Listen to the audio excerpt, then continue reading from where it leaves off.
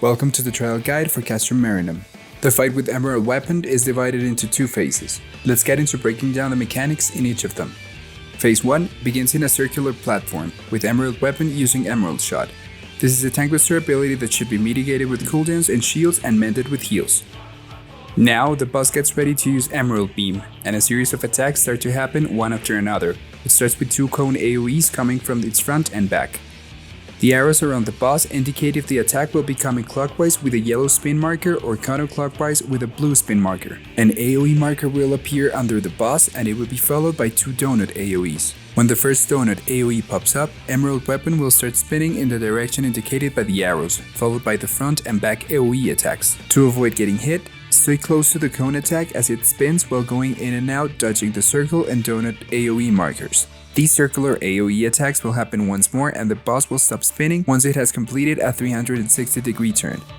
Magitek Magnetism will place mines around the platform with an AoE marker indicating the range of the explosion. 2 of the mines will be linked together with a blue and red tether. The plus or minus symbol on top of the mines indicate which pair will be pushed apart before the explosion goes off. This will leave a safe spot for you and the rest of the party to stand on. Emerald Weapon readies Optimized Ultima. This attack will cause high rate white damage. Healers be ready with shields and heals. Split will divide the boss and the lower half will fly out of the platform, leaving the top half in the center of the arena. The top half will ready Sidescathe. Yellow and blue lights on one side of the boss will indicate where the attack will come from. Stand with the rest of the party in the opposite direction as the attack will cover half of the arena. A blue knockback marker will appear at one side of the room, indicating where the lower half will crash, knocking the party across the platform. Standing in the blue marker will deal massive damage, most certainly killing you. Position yourself next to the marker, or use knockback immunity to avoid being thrown out of the platform. A second Emerald Beam will begin, resulting in the further shrinking of the arena. Keep in mind you will now have less room to fight the boss and could fall off the platform. This mechanic can be handled the same as before. Several hands will now spawn from the boss followed by a donut AoE attack. Emerald Weapon places a red marker on the main tank and readies Devide and Impera. This is a tank buster ability that deals heavy damage that should be mitigated with cooldowns, shields and heals. Pulse Laser will target 3 players with column AoEs, dodge the attacks and be ready for its repetitions. A second split will begin and the previously spawned hands will appear at one side of the platform along the edge. After the second Sidescathe goes off, the hands will spawn several orbs that will fly toward the center of the room and fan out to the opposite direction they came from. Circle around the orbs when they're reaching the center to avoid setting them off. If a player touches any of the orbs, they will explode in a short-range AoE, causing damage and dealing vulnerability stack on any player caught in the explosion. At this point, the bottom half of the boss will crash at the blue marker. Handle this mechanic as you did with the first split. At this point in the fight, the mechanics will repeat until the boss is down to 0.1%, ending the first phase.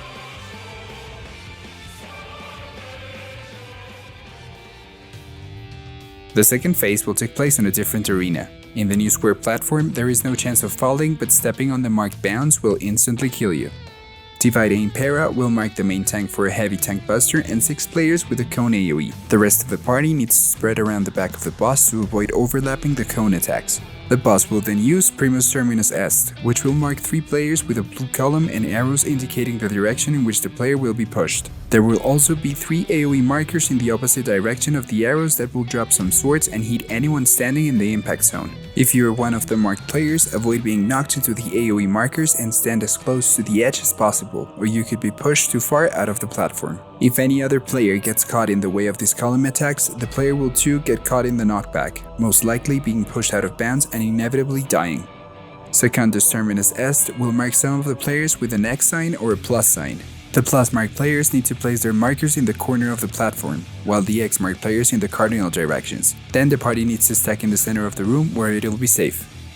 Tertius Terminus Est will drop 3 pairs of swords in a random order, forming an X pattern or a plus pattern. Make sure to take a mental note of the order in which the sword AoE markers appear.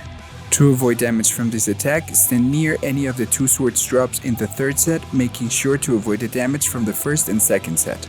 Once the first set explodes, run into the safe zone it leaves behind. The boss will ready Legio Phantasmatis.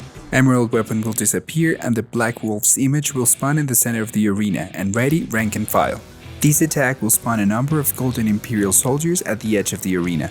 3 lines of soldiers will be formed, each leaving a gap that will be the safe spot you need to stand on once each line of soldiers fires their attack. Being hit by any of the attacks will give you a vulnerability stack and deal heavy damage.